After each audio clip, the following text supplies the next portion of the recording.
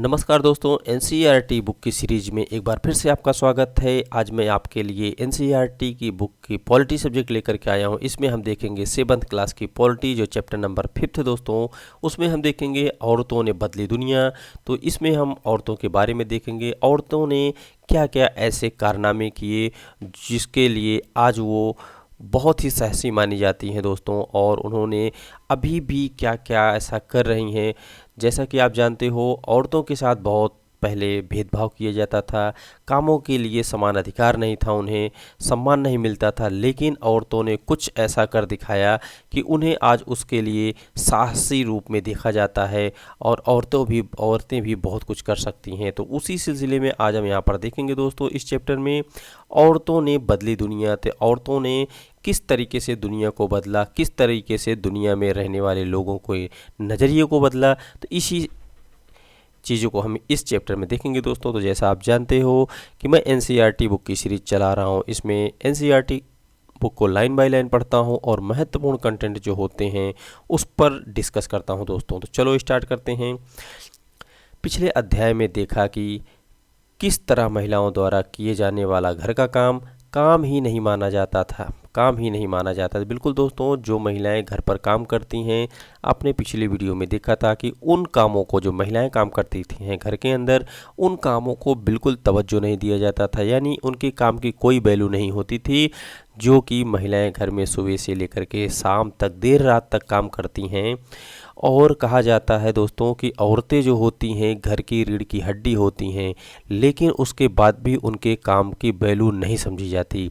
हमने यह भी पढ़ा कि घरेलू काम और परिवार के सदस्यों की देखभाल करना पूरे समय का काम होता है। बिल्कुल दोस्तों, जो घर के परिवार सदस्य होते हैं, परिवार में जो सदस्य होते हैं, उनकी देखभाल करना सुबह से लेकर के, अगर आप अर्ली मॉर्निंग उठ जाते हो तो देर रात तक होता है, जब तक लोग सो नहीं जाते। और ये काम सभी परिवारों में महिलाओं के पास ये जिम्मेदारी ज़्यादा होती है, और इस कार्य को प्रारंभ और समाप्त करने का कोई निश्चित समय भी नहीं होता है। इस अध्याय में हम घर के बाहर के कामों को देखेंगे और समझेंगे कि कुछ व्यवसाय महिलाओं की अपेक्षा पुरुषों के लिए अधिक उपयुक्त समझे जाते हैं। तो बिल्कुल दोस्तों, इस चीज़ को भी आपने देखा था कि कुछ ऐसे व्यवसाय थे, कुछ ऐसे रोजगार थे जो महिलाओं की तुलना में पुरुषों को अधिक उसके लिए महत्व दिया जाता था। हम यह भी ज्ञात करेंगे कि समानता प्राप्त करने के लिए स्त्रियों ने कैसे संघर्ष किया, क्योंकि उन्हें समानता चाहिए था, सबके बराबर सम्मान चाहिए था, इसलिए स्त्रियों ने संघर्ष भी किया है। पहले भी और आज भी शिक्षा प्राप्त करने का ऐसा तरीका है जिससे महिलाओं के लिए नए अवसर निर्मित किए जा सकते हैं। बिल्कुल दोस्तों, शिक्षा के माध्यम से नए नए अवसर उपलब्ध किए जा सकते हैं, और ये आज हो भी रहा है। बहुत सी महिलाएं शिक्षित होकर के नए नए अवसर उपलब्ध कर रही हैं और नए नए जॉब कर रही हैं। साथ ही इस अध्याय में हम हाल के वर्षों में महिला आंदोलन द्वारा भेदभाव की चुनौती देने के लिए किए जाने वाले विभिन्न प्रकार के प्रयत्नों के बारे में भी संक्षेप में जानेंगे। तो देखो दोस्तों, इस अध्याय में बहुत सारी जानकारी मुझे मिल रही है। महिलाओं के काम को जो तवज्जो नहीं दिया जा रहा था उसके बारे में, पुरुषों के लिए कुछ विशेष जॉब होती थी या उनके लिए व्यवसाय होता था उसके बारे में, महिलाओं ने अपने समान अधिकार के लिए जो आंदोलन किया और जो समाज में बदलाव किया उसके लिए, आदि चीज़ों को हम इस चैप्टर में दोस्तों देखेंगे। इस इमेज को देखो दोस्तों, यहाँ पर खेतों में काम करने वाली दो महिलाएं दिख रही हैं, और अक्सर आप देखते होंगे कि ग्रामीण क्षेत्रों में जो खेतों में काम करने वाले लोग होते हैं उसमें ज़्यादातर संख्या महिलाओं की होती है। महिलाएं दोस्तों, वैसे कहा जाता है महिलाओं को कि ये सहायक के रूप में ज़्यादा काम करती हैं, लेकिन अगर आप खेतों में देखेंगे तो खेतों में महिलाएं सबसे ज़्यादा काम करने वाली आपको देखने को मिलती हैं। जैसे घर के ज़्यादातर कामों में महिलाएं होती थीं और होती भी हैं, उसी तरीके से दोस्तों खेतों में अगर काम की बात की जाए तो वहाँ पर भी आपको महिलाएं ज़्यादा खेतों में काम करते हुए दिख जाएंगी। देखो दोस्तों, यहाँ पर एक आंकड़ा आया है जो 2004-05 में आया है। 61वां नेशनल सैंपल सर्वे के अकॉर्डिंग जो भारत में 83.6% महिलाएं खेतों में काम करती हैं। तो देखो दोस्तों, बहुत बड़ी संख्या है महिलाओं की जो खेतों में काम करती हैं। 83.6% ऐसी महिलाएं हैं जो खेतों में काम करती हैं। उनके काम में पौधे रोपना, खरपतवार निकालना, फसल काटना और कुटाई करना शामिल है। फिर भी जब हम किसान के बारे में सोचते हैं तो हम एक पुरुष के बारे में ही सोचते हैं। बिल्कुल दोस्तों, अगर हम किसान की बात करें तो वहाँ पर मुझे एक इमेज जो दिखता है वो पुरुषों का ही इमेज दिखता है, ना कि महिलाओं का। लेकिन आप यहाँ पर देख रहे हैं कि 83.6% अगर हम देखें दोस्तों तो लगभग 84% महिलाएं ऐसी हैं जो खेतों में काम करती हैं। तो ये बहुत बड़ी संख्या होती है। लेकिन एक आप कह सकते हो दोस्तों कि जो गलत धारणाएं हैं वो हमें पुरुषों की तरफ खींच करके ले जाती है। जब हम किसानों की चर्चा करते हैं, किसानों के बारे में बात करते हैं, तो सिर्फ और सिर्फ हम पुरुष को ही मुख्य बिंदु मान करके बात करते हैं। यहाँ पर देखिए दोस्तों, स्कूल में अध्यापिका द्वारा कहा जा रहा है बच्चों से कि कौन क्या काम करता है। निम्नलिखित लोगों को चित्र बनाइए। एक किसान के चित्र बनाइए, यहाँ पर एक मजदूर के चित्र बनाओ और एक ये नर्स के चित्र बनाओ। इसी तरीके से अलग अलग लोगों के चित्र बनाने की बात की जा रही है। एक वैज्ञानिक के चित्र, एक पायलट के चित्र, एक शिक्षक के चित्र। तो आप इस तरीके से जब आप अलग अलग लोगों के चित्र बनाते हो तो आपके दिमाग में क्या चल रहा है कि क्या किसान महिला हो सकती है, एक मिल मजदूर महिला हो सकती है, नर्स क्या पुरुष हो सकते हैं। इस तरीके से आप चित्र बनाएंगे। इससे एक अंदाज़ा लगेगा, एक आइडिया लगेगा कि कौन ज़्यादा काम करता है, महिलाएं ज़्यादा काम करती हैं या पुरुष काम करते हैं। तो उसके अकॉर्डिंग हम यहाँ पर उनका आकलन कर सकते हैं। तो चलिए, चित्र बनाने के बाद दोस्तों अध्यापिका क्या कह रही है कि चलिए अब आपके कक्षा के द्वारा बनाए गए चित्रों को देखने के लिए नीचे दी गई तालिका को भरिए। अब हर व्यवसाय के लिए पुरुषों और महिलाओं के चित्रों को अलग अलग जोड़िए। तो देखो दोस्तों, यहाँ पर एक तालिका दी गई है। इसमें कुछ पुरुष को चित्र के संख्या लिखने हैं और महिला के। तो शिक्षक कितने पुरुष होते हैं, कितने महिला होते हैं, किसान कितने पुरुष होते हैं, कितनी महिला होती हैं। तो इसके बारे में देखते हैं दोस्तों। नीचे एक यही जो ग्राफ है वो भरा हुआ है, इसको देखते हैं और उसके माध्यम से हम समझते हैं। यहाँ पे देखते हैं दोस्तों, रोजी मैडम की कक्षा में 30 बच्चे हैं। उन्होंने अपनी कक्षा में यही अभ्यास कराया। परिणाम इस प्रकार है कि जो शिक्षक है दोस्तों, शिक्षक में 5 पुरुष हैं और 25 महिलाएं। किसानों में 30 पुरुष हैं और महिलाओं की संख्या 0 है। मिल मजदूर में 25 मिल मजदूर पुरुष हैं और 5 महिला मिल मजदूर हैं। अगर नर्सों की बात करें दोस्तों तो पुरुष कोई भी नहीं है, पुरुषों में कोई नर्स नहीं है और महिला में 30 नर्स हैं। तो इस तरीके से दोस्तों आप देख रहे हो पुरुषों की संख्या और महिलाओं की संख्या। आपको सभी जगह पर महिलाएं देखने को मिल रही और सभी जगह पर पुरुष देखने को मिल रहे हैं दोस्तों। तो कुछ इस तरीके से इनकी संख्या है। आगे देखते हैं, कम अवसर और कठोर अपेक्षाएं, यानी कि महिलाओं को अवसर कम मिलते हैं और इनसे अपेक्षाएं अधिक की जाती हैं दोस्तों। इनको कम अवसर और कठोर अपेक्षा देखने को मिलती हैं। रोजी मैडम की कक्षा में अधिकांश बच्चों ने नर्स के लिए महिलाओं और पायलट के लिए पुरुषों के चित्र बनाए। बिल्कुल दोस्तों, आपने यहाँ पर देखा कि जो नर्स हैं, नर्सों में महिला अधिक देखने को मिली आपको और पायलट में पुरुषों की संख्या अधिक देखने को मिल रही है। ऐसा उन्होंने इस कारण किया कि उन्हें लगता है कि घर के बाहर भी महिलाएं कुछ खास तरह के काम ही अच्छी तरह कर सकती हैं, यानी कि सभी कामों को महिलाएं नहीं कर सकती हैं। कुछ ऐसे काम हैं जिसमें महिलाएं अच्छी तरह से काम कर सकती हैं। उदाहरण के लिए बहुत से लोग मानते हैं कि महिलाएं अच्छी नर्स हो सकती हैं। बिल्कुल दोस्तों, ऐसा माना जाता है कि महिलाएं अच्छी नर्स हो सकती हैं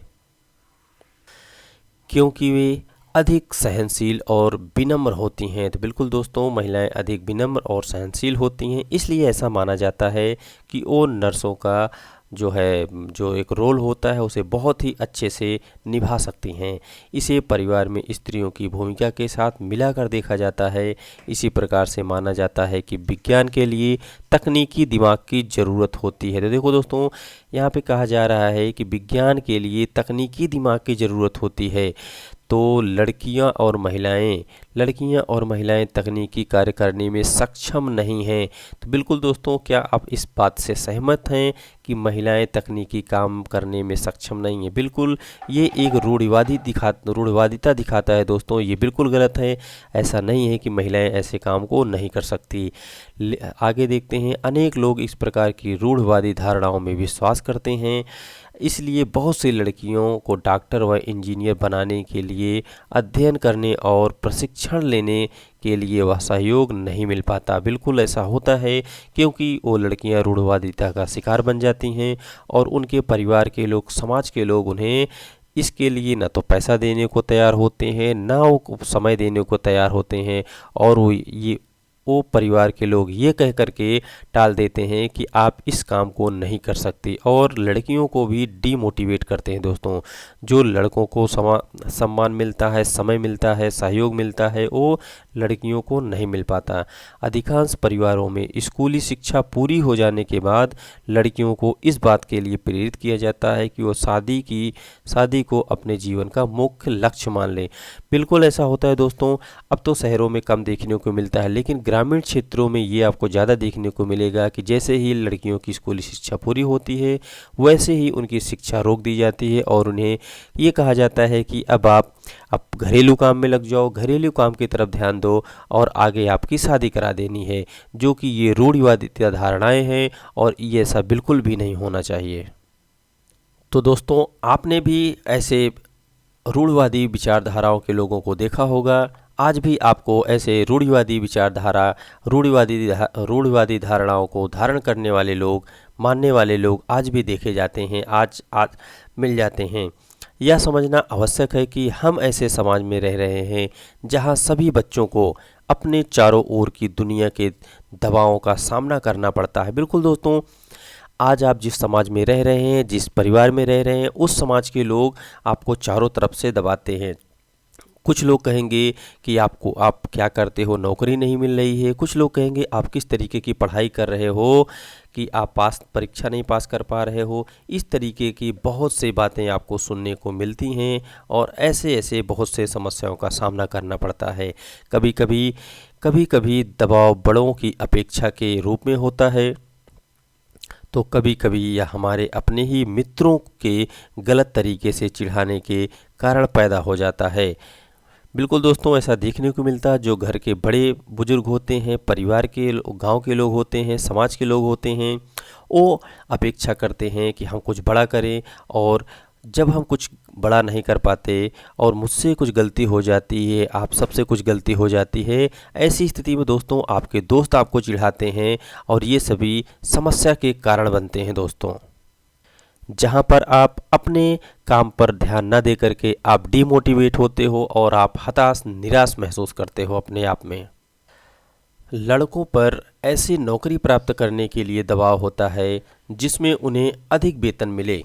तो देखो दोस्तों, बिल्कुल ऐसा होता है। समाज के लोग या परिवार के लोग ऐसी उम्मीद करते हैं और लड़कों पर ऐसा दबाव बनाते हैं कि लड़का जो भी पढ़ाई करे उसके अकॉर्डिंग उसे जो नौकरी मिले, उसे अधिक पैसा मिले, और उस नौकरी से अधिक वो पैसा कमा सके। तो ऐसे में लड़कों पर दबाव बनने लगता है, और वो खुद अपने आप में कंफ्यूज रहता है दोस्तों कि मुझे क्या करना चाहिए, मैं क्या करूं। यदि वे दूसरे लड़कों की तरह व्यवहार नहीं करते तो उन्हें चिढ़ाया जाता है और धौंस भी दी जाती है। ऐसा कई बच्चों के साथ होता भी है दोस्तों, और आपने भी देखा होगा, शायद आप में से किसी के साथ भी ऐसा हुआ हो।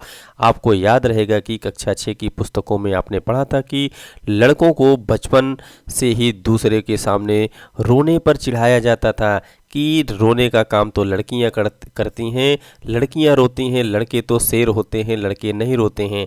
ऐसा आपने 6 क्लास की पुस्तक में पढ़ा था, और ऐसा दोस्तों कहा भी जाता है। समाज के लोग ऐसी धारणाएं भी बना रखी है।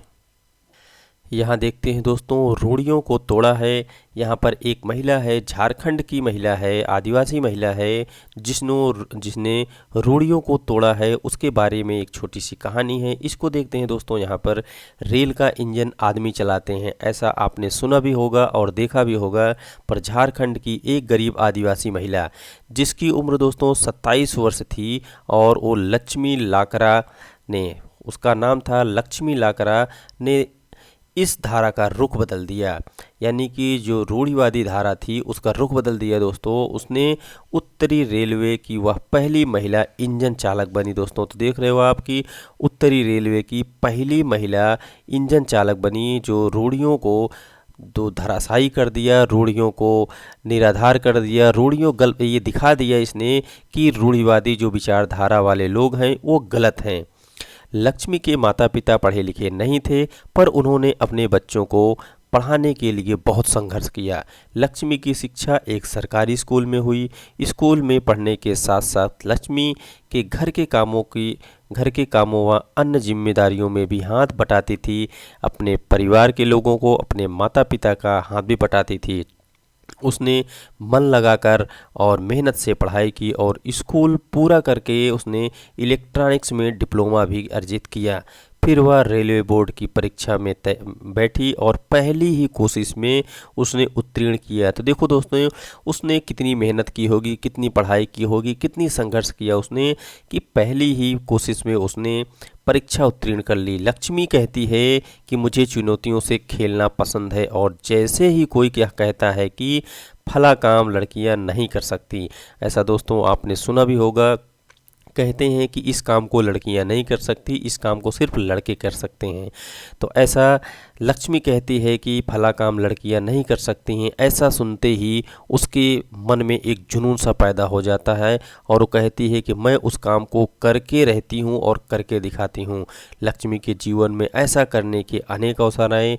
जब वह इलेक्ट्रॉनिक्स करना चाहती थी, यानी कि तब भी एक अवसर आया था दोस्तों, तब भी उसे ऐसे समस्याओं को झेलना पड़ा था। जब वो इलेक्ट्रॉनिक्स करना चाहती थी, जब उसने पॉलिटेक्निक में मोटरसाइकिल चलाई, तो जब वो दोस्तों पढ़ाई कर रही थी, पॉलिटेक्निक कोर्स कर रही थी, उस समय उसने मोटरसाइकिल चला करके दिखाया था। तब उसने तय किया कि वह एक दिन इंजन भी बनाएगी, इंजन ड्राइवर बनेगी दोस्तों, और रेल के इंजन भी चलाएगी। उसका दृष्टिकोण सीधा साधा था। जब तक मुझे मज़ा आ रहा है, मैं किसी को नुकसान नहीं पहुंचा रही और मैं अच्छे से रह पा रही हूं और अपने माता पिता की मदद कर पा रही हूं, तो अपने तरीके से क्यों ना जीऊं। ऐसा लक्ष्मी का सोचना था दोस्तों, और उसका सोचना बिल्कुल सही था। तो ये दोस्तों उस लड़की की कहानी है जो झारखंड से आती है और एक आदिवासी परिवार से आती है, जिसके माता पिता पढ़े लिखे नहीं होते, लेकिन उसमें भी एक जज्बा था और उसने अपने जज्बे को कर दिखाया। आगे देखते हैं दोस्तों, परिवर्तन के लिए सीखना। तो स्कूल जाना आपके जीवन का बहुत महत्वपूर्ण हिस्सा है। जैसे जैसे स्कूल में हर साल अधिकाधिक संख्या में बच्चे प्रवेश ले रहे हैं, हम सोचने लगे हैं कि सब बच्चों के लिए स्कूल जाना एक साधारण बात है। आज हमारे लिए एक कल्पना करना भी कठिन है कि कुछ बच्चों के लिए स्कूल जाना और पढ़ना पहुंच के बाहर की बात या अनुचित बात ही मानी जा सकती है। बिल्कुल दोस्तों, आज के समय में ऐसा सोचना बिल्कुल गलत होगा कि ऐसा कोई बच्चा होगा जो स्कूल नहीं जाना चाहता, वो नहीं पहुंच सकता, या स्कूल जाना उसके लिए अनुचित है। अगर ऐसा कुछ हम सोचते हैं या ऐसा कुछ आप सोचते हो, समाज सोचता है, तो बिल्कुल दोस्तों ये गलत बात है। ऐसा बिल्कुल पॉसिबल नहीं है, क्योंकि आज हर बच्चे को स्कूल तक पहुंच होनी चाहिए, और उस पहुंच को बनाने के लिए सरकार बहुत सारे कदम उठा रही है दोस्तों। परंतु अतीत में लिखना और पढ़ना कुछ लोग ही जानते थे, यानी कि बहुत साल पहले दोस्तों पढ़ना लिखना सिर्फ और सिर्फ कुछ ही लोग जानते थे। सब लोगों के पास शिक्षा नहीं थी, हर कोई पढ़ना लिखना नहीं जानता था। अधिकांश बच्चे वही काम सीखते थे जो उनके परिवार में होता था या उनके बड़े बुजुर्ग करते थे, क्योंकि वो वहीं पर रहते थे, वही उसी काम को सीखते थे, उसी काम को देखते थे। इस वजह से दोस्तों वो पढ़ाई छोड़ करके सिर्फ अपने परिवार के कामों को देखते थे, या परिवार में जो काम होता था मुख्य काम, उस काम को सीख लेते थे। अगर लड़कियों की बात करें तो लड़कियों की स्थिति और भी ख़राब थी। उन समाजों में जहां लड़कों को पढ़ना लिखना सिखाया जाता था, लड़कियों को अक्षर तक सिखाने की अनुमति नहीं थी। तो देखो दोस्तों, पहले के समय में लड़कों को तो पढ़ाया जाता था, जो लड़के पढ़ना चाहते थे उन्हें पढ़ा दिया जाता था, लेकिन लड़कियों को अक्षर सिखाने तक की अनुमति नहीं थी, यानी कि बिल्कुल भी उन्हें नहीं पढ़ाया जाता था, उनकी तरफ बिल्कुल भी ध्यान नहीं दिया जाता था।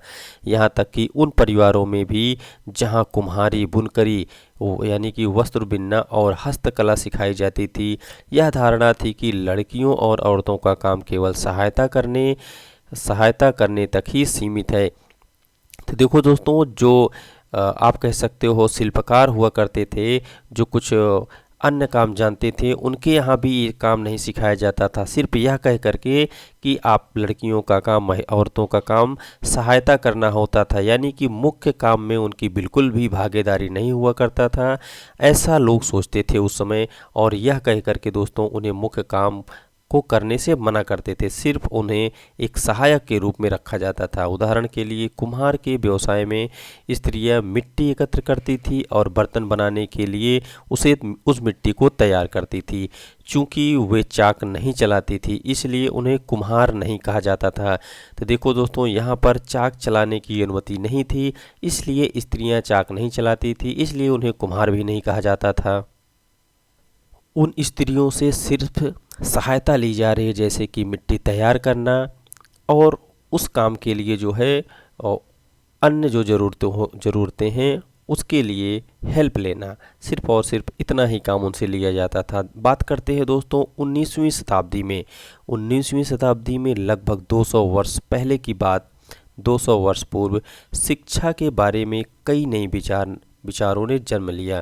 तो देखो 19वीं सदी में दोस्तों कुछ परिवर्तन जरूर आया, जिस समय शिक्षा के बारे में कई नए विचारों ने जन्म लिया। विद्यालय अधिक प्रचलन में आ गए और वे समाज जिन्होंने स्वयं कभी पढ़ना लिखना नहीं सीखा था अपने बच्चों को स्कूल भेजने लगे। अब दोस्तों 19वीं सदी में एक बदलाव देखने को मिल रहा है। जिनके माता पिता कभी स्कूल नहीं गए थे, जिन परिवारों ने कम पढ़ा था या जिन परिवारों ने बिल्कुल नहीं पढ़ा था, वो अपने बच्चे को स्कूल भेजने को तैयार हो गए और स्कूल भेजने लगे। तब भी यानी कि 19वीं शताब्दी में भी दोस्तों लड़कियों की शिक्षा को लेकर बहुत विरोध होता रहा। तो दोस्तों 19वीं सदी तक भी ऐसा विचारधारा थी कि लड़कियों को नहीं पढ़ाना है। उसके बावजूद बहुत सी स्त्रियों और पुरुषों ने बालिकाओं के लिए स्कूल खोलने के प्रयत्न किए। यानी कि उस समय कुछ स्त्रियां ऐसी भी रही होंगी जो पढ़ी रही होंगी, जो शिक्षित रही होंगी, उन्होंने ऐसा सोचा कि इन लड़कियों को स्कूल नहीं भेजा जाता, उनके लिए पढ़ाई की कोई सुविधा नहीं है, तो उनके लिए एक अलग से ही स्कूल क्यों न खोल दिया जाए जिसमें सिर्फ और सिर्फ लड़कियां ही पढ़ेंगी। तो ऐसे सोच करके उन्होंने बहुत सी स्त्रियां और पुरुष ने बालिकाओं के लिए स्कूल खोलने का प्रयास किया। स्त्रियों ने पढ़ना लिखना सीखने के लिए बहुत संघर्ष किया। तो आगे देखते हैं, आइए हम एक राज सुंदरी देवी, तो दोस्तों एक राज सुंदरी देवी हैं, इनकी एक कहानी है, इनके अनुभव को पढ़ते हैं। राज सुंदरी देवी 1800 से 1890 का अनुभव पढ़ें, जो 200 वर्ष पूर्व पश्चिम बंगाल में पैदा हुई थी। तो राज सुंदरी देवी दोस्तों पश्चिम बंगाल की रहने वाली हैं और ये 60 वर्ष की अवस्था में इन्होंने बंगला भाषा में अपनी आत्मकथा लिखी थी। तो दोस्तों 60 वर्ष की अवस्था में बंगला भाषा में अपनी आत्मकथा लिखी, तो ज़रूर कुछ बड़े संघर्ष के साथ इनका जीवन व्यतीत हुआ होगा, तभी इन्होंने इस उम्र में जाकर के बंगला भाषा में आत्मकथा लिखा है। तो देखते हैं इनकी आत्मकथा के बारे में क्या जानकारी मिलती है हमें और क्या हम इनसे सीखते हैं। उनकी पुस्तक राज सुंदरी देवी की पुस्तक अमार जीवन किसी भारतीय महिला द्वारा लिखी पहली आत्मकथा है। तो देखो दोस्तों राज सुंदरी ने जो पुस्तक लिखी थी, जो आत्मकथा लिखी थी, उसका नाम है अमार जीवन, और ये एक ऐसी आत्मकथा है जो किसी भारतीय महिला द्वारा लिखी गई पहली आत्मकथा है दोस्तों, जिसको किसी भारतीय महिला ने लिखा है। राज सुंदरी देवी एक धनवान जमींदार परिवार की गृहिणी थी। देखो दोस्तों ये राज सुंदरी देवी जो हैं ये एक संपन्न परिवार से आती हैं और उस संपन्न परिवार की ये गृहिणी थी। उस समय लोगों का विश्वास था कि यदि लड़की पढ़ती लिखती है तो वह पति के लिए दुर्भाग्य लाती है और विधवा हो जाती है। देखो दोस्तों किस तरीके की रूढ़वादी का शिकार जो है महिलाएं हो जाती थी। इसके बावजूद उन्होंने अपनी शादी के बहुत समय बाद स्वयं ही छुप छुप कर पढ़ना लिखना सीखा। देखो दोस्तों पढ़ने की इनमें एक ललक थी, पढ़ना चाहती थी, इसलिए इन्होंने शादी के बाद छुप छुप कर पढ़ना लिखना प्रारंभ रखा था, जारी रखा था। मैं अत्यंत सवेरे ही काम करना शुरू कर देती थी और उधर आधी रात हो जाने के बाद भी मैं काम में लगी रहती थी। यानी कि पूरे दिन काम कर रही दोस्तों और आधी रात तक काम कर रही हैं, बीच में भी विश्राम नहीं हो पाता था। उस समय मैं केवल 14 वर्ष की थी। तो देखो दोस्तों, बहुत ही कम उम्र में इन्हें कितना संघर्ष झेलना पड़ा था। सिर्फ 14 वर्ष की उम्र में इतना समय तक काम करना, उसके बाद पढ़ाई करना। मेरे मन में एक अभिलाषा पनपने लगी, मैं पढ़ना सीखूंगी और एक धार्मिक पांडुलिपि पढ़ूंगी। देखो दोस्तों, एक धार्मिक पांडुलिपि पढ़ना चाहती थी। उस समय मैं अभागी थी, ऐसा इनका सोचना था दोस्तों कि मैं एक अभागी हूँ, जिस वजह से मैं पढ़ाई नहीं कर पा रही हूँ। उन दिनों स्त्रियों को नहीं पढ़ाया जाता था। बाद में मैं स्वयं ही अपने विचारों का विरोध करने लगी। मुझे क्या हो गया, स्त्रियां पढ़ती नहीं हैं, ऐसा ये सोचने लगी थी। स्त्रियां पढ़ती नहीं हैं, फिर मैं कैसे पढ़ूंगी। फिर मुझे क्या एक स्वप्न आया। तो देखो दोस्तों, इनको एक उसी बीच इनको एक स्वप्न दिखाई देता है, स्वप्न आता है।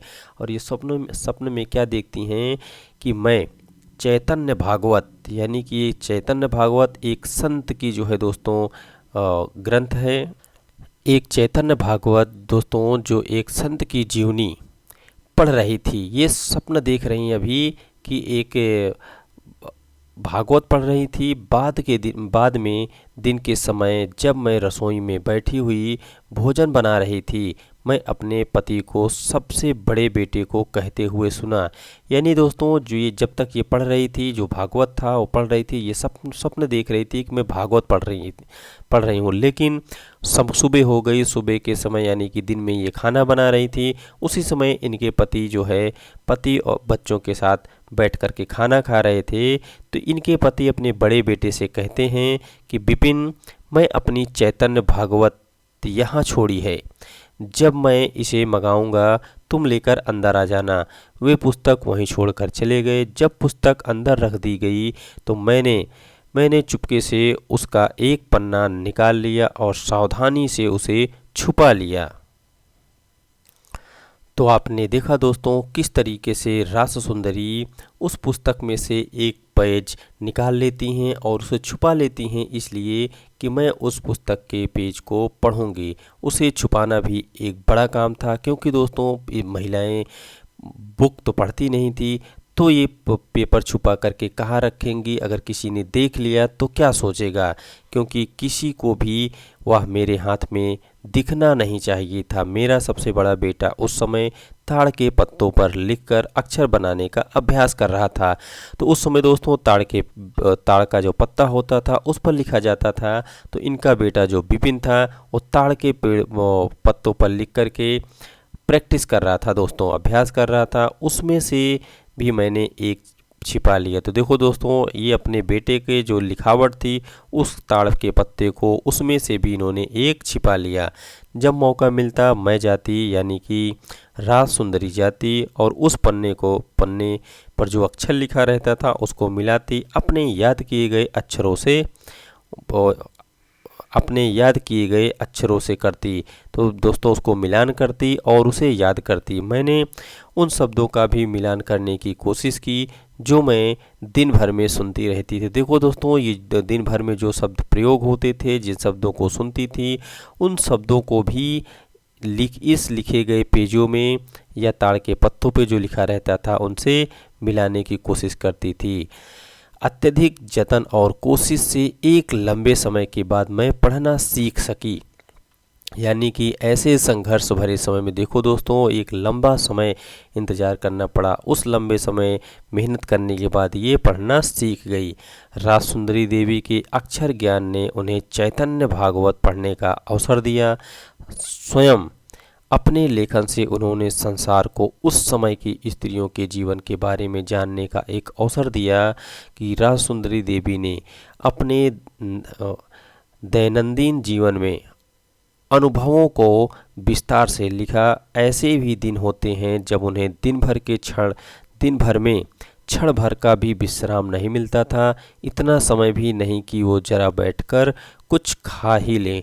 देखो दोस्तों, कितना संकट भरा जीवन उस समय था रास सुंदरी देवी का। और रास सुंदरी देवी ने संसार के सभी महिलाओं को यह लिखकर बताया कि हाँ, महिलाएं कुछ भी कर सकती हैं और अपने संघर्ष भरे जीवन के बारे में उन्होंने बताया। और उस समय उनके पास इतना भी समय नहीं हुआ करता था कि वो जो है आराम से बैठ कर के भोजन भी कर ले दोस्तों। यानी कि उनका जो समय था बहुत ही संकट भरा समय था, बहुत ही कष्टदायी समय उस समय था। उसके बावजूद भी इस जुझारूपन को उन्होंने जारी रखा और अंततः वो पढ़ना सीख ही गई। कुछ इसी तरीके से दोस्तों इन रमाबाई की भी कहानी है, तो रमाबाई की भी कहानी को देखते हैं। रमाबाई 1858 से 1922 अपनी बेटी के साथ महिला शिक्षा की ये योद्धा स्वयं कभी स्कूल नहीं गई। यानी दोस्तों महिला शिक्षा की योद्धा थी, लेकिन ये स्वयं भी कभी स्कूल नहीं गई थी, पर अपने माता पिता से इन्होंने पढ़ना लिखना सीख लिया था। इनके माता पिता पढ़े लिखे थे, इस वजह से दोस्तों ये अपने माता पिता से पढ़ना लिखना सीख गई थी। उन्हें पंडिता की उपाधि दी गई जब ये पढ़ना लिखना सीख गई दोस्तों। और पढ़ने में भी जो इन्हें ज्ञान हुआ वो संस्कृत का ज्ञान हुआ, इसलिए इन्हें पंडिता की उपाधि दी गई, क्योंकि वे संस्कृत पढ़ना लिखना जानती थी, जो उस समय की औरतों के लिए बहुत बड़ी उपाधि थी। औरतों को तब यह ज्ञान अर्जित करने की अनुमति नहीं हुआ करती थी दोस्तों। ऐसे समय में इन्होंने संस्कृत पढ़ना लिखना सीख लिया था। उन्होंने 1898 में पुणे के पास खेड़ गांव में एक मिशन स्थापित किया, जहां विधवा स्त्रियों और गरीब औरतों को पढ़ने लिखने तथा स्वतंत्र होने की शिक्षा दी जाती थी। देखो दोस्तों उस समय 1898 में कितना बड़ा काम किया इन्होंने। जो विधवा औरतें होती थी और गरीब औरतें थी, उनके लिए इन्होंने एक शाला भी खोल रखा था, जहाँ पे वे स्त्रियाँ शिक्षा ले सकती थी और पढ़ लिख सकती थी। उन्हें लकड़ी से चीज़ें बनाने, छापा खाना चलाने और कुशलताएं भी सिखाई जाती, यानी पढ़ाई के साथ साथ कुछ उनको कौशल भी सिखाया जाता था, जो वर्तमान में भी लड़कियों को काम ही सिखाई जाती थी। और जो वर्तमान में दोस्तों लड़कियों को बहुत कम मात्रा में सिखाई जाती थी, उस समय इन्होंने 1998 में ऐसा काम कर रही थी। ऊपर बाएं हाथ की तरफ छपी तस्वीर में उनका छापा खाना दिख रहा है। रमाबाई का मिशन आज भी सक्रिय है। तो ये देखो दोस्तों, ये रमाबाई और उनकी बेटी हैं, और यहाँ पे उनका जो कारखाना है जहाँ पर ये सभी महिलाओं को कौशल सिखाया करती थी।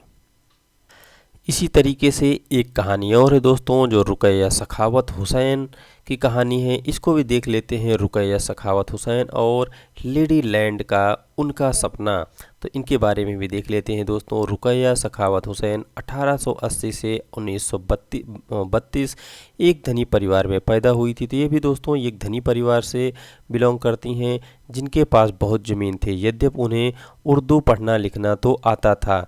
देखो दोस्तों इन्हें उर्दू का ज्ञान था, जिस तरीके से रमाबाई को संस्कृत का ज्ञान था, परंतु उन्हें बंगला और अंग्रेजी सीखने से रोका गया था। देखो दोस्तों इन्हें बंगला और अंग्रेजी सीखने से रोक दिया गया था। उस समय अंग्रेजी को ऐसी भाषा के रूप में देखा जाता था जो लड़कियों के सामने नए विचार रखती थी, जिन्हें लोग लड़कियों के लिए ठीक नहीं मानते थे। तो देखो दोस्तों भाषा सीखने में भी लड़कियों के साथ भेदभाव किया जा रहा है। इसलिए अंग्रेजी अधिकतर लड़के को ही पढ़ाई जाती थी। रुकैया ने अपने बड़े भाई और बहन के सहयोग से बंगला और अंग्रेजी पढ़ना सीख लिया दोस्तों। तो देखो रुकैया जो थी, इनको सिखाया तो नहीं जाता था, लेकिन ये इनके जो भाई बहन थे उनके साथ ये उठ बैठ करके उनके साथ उनको देखते देखते दोस्तों इन्होंने अंग्रेजी भाषा पढ़ना और लिखना सीख लिया। आगे जाकर वे एक लेखिका बनी और 1905 में जब वे केवल 25 वर्ष की थी, तो अंग्रेजी भाषा के कौशल का अभ्यास करने के लिए उन्हें एक उल्लेखनीय कहानी लिखी। देखो दोस्तों 1905 में ही जब वो 25 वर्ष की थी, तो प्रैक्टिस के पर्पस से दोस्तों उन्होंने एक कहानी लिख दी, जिसका शीर्षक था सुल्तान का स्वप्न। तो इन्होंने जो कहानी लिखी दोस्तों उसका शीर्षक था सुल्तान का स्वप्न। और कहानी में सुल्तान नामक एक स्त्री की कल्पना की गई है। स्त्री है वो लेडी लैंड के नाम से एक जगह पहुंचती है। अब दोस्तों ये इनकी एक कल्पना है, कल्पना की कहानी प्रारंभ होती है। जो स्त्री है वो लेडीलैंड नाम की एक जगह, लेडीलैंड नाम का एक जगह है, उस जगह पर वो स्त्री पहुंचती है। और लेडीलैंड ऐसा स्थान है जहां पर स्त्रियों को पढ़ने, काम करने और आविष्कार करने की स्वतंत्रता मिलती है। तो देखो दोस्तों, इन्होंने जो कहानी लिखी उसमें स्त्रियों की ही चर्चा की गई।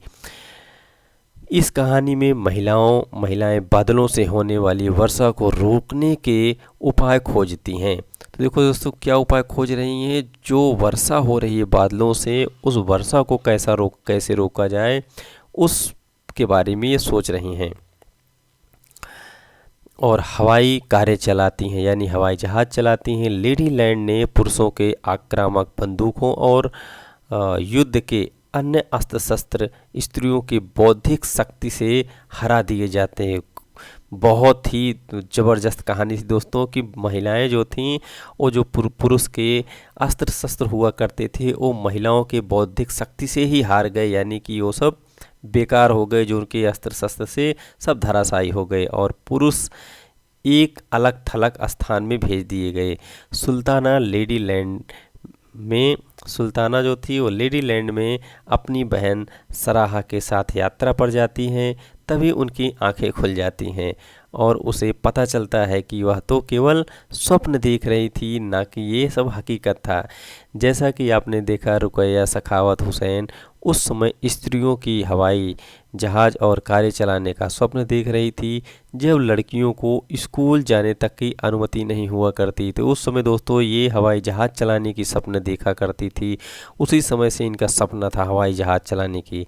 इस तरह से शिक्षा ने रुकैया का जीवन बदल दिया। रुकैया केवल स्वयं शिक्षित होकर संतुष्ट नहीं हुई, उनकी शिक्षा ने उन्हें स्वप्न देखने और लिखने की ही शक्ति नहीं दी, वरन उससे भी अधिक करने की शक्ति दी। 1910 में, तो 1905 में इन्होंने दोस्तों कहानी लिखी थी और 1910 में उन्होंने कोलकाता में लड़कियों के लिए एक स्कूल खोला जो आज भी कार्यरत है। देखो दोस्तों, ये रुकैया सखावत जो हैं कितना अच्छा काम की। इन्होंने सबसे पहले पढ़ा खुद, उसके बाद महिलाओं के लिए इन्होंने कितना अच्छा सराहनीय काम सोचा और महिलाओं के लिए इन्होंने कोलकाता में स्कूल खोल दिया, जो स्कूल आज भी चल रहा है। तो दोस्तों, अभी आपने देखा ऊपर राज सुंदरी देवी और रुकैया हुसैन को, जिन्हें पढ़ने लिखने की अनुमति नहीं मिली थी। और ऐसी स्थिति में, यानी कि राज सुंदरी देवी और रुकैया की स्थिति के विपरीत वर्तमान समय में भारत के बड़ी संख्या में लड़कियां स्कूल जा रही हैं। उसके बावजूद भी बहुत सी लड़कियां गरीबी के कारण, शिक्षण की सुविधाओं के अभाव और भेदभाव के कारण स्कूल जाना छोड़ देती हैं। सभी समाजों और वर्गों की पृष्ठभूमि वाले बच्चों को, सभी पृष्ठभूमि यानी सभी वर्गों के बच्चों को, सभी चाहे कोई जाति हो, चाहे जिस धर्म के हों, सभी बच्चों को शिक्षण की समान सुविधा प्रदान करना, विशेषकर लड़कियों को आज भी भारत में एक चुनौती बनी हुई है दोस्तों। क्योंकि आज भी आप देखते हो, जैसे राज सुंदरी देवी और रुकैया हुसैन की कहानी आपने पढ़ी, ये कहानी तो बहुत पुरानी थी दोस्तों, बहुत साल पहले की बात है। लेकिन अगर हम आज के भारत की बात करें तो आज भी सभी बच्चों को, चाहे बालक हो चाहे बालिका हो, सबके लिए समान अवसर, समान शिक्षा की बात की जाती है। लेकिन अगर देखें दोस्तों तो आज भी बहुत सारी समस्याएं, विसंगतियां देखने को मिलती हैं। खास करके ग्रामीण क्षेत्रों में तो कुछ ज़्यादा ही स्थितियां दयनीय दिखती हैं, जहां पर आज भी रूढ़िवादी का शिकार लोग हो रहे हैं और ऐसी परंपरा आज भी चली आ रही है। तो दोस्तों, आज इस वीडियो को यहीं पर समाप्त करते हैं, क्योंकि वीडियो थोड़ी लंबी हो रही है। तो मैं अगले वीडियो में इसके पार्ट 2 को लेकर के आऊँगा। तो उसमें देखूँगा दोस्तों आधुनिक शिक्षा के बारे में, आधुनिक शिक्षा की क्या व्यवस्था है और उसमें क्या हो रहा है, उसके बारे में देखेंगे दोस्तों। अगले वीडियो में मिलते हैं, तब तक के लिए जय हिंद।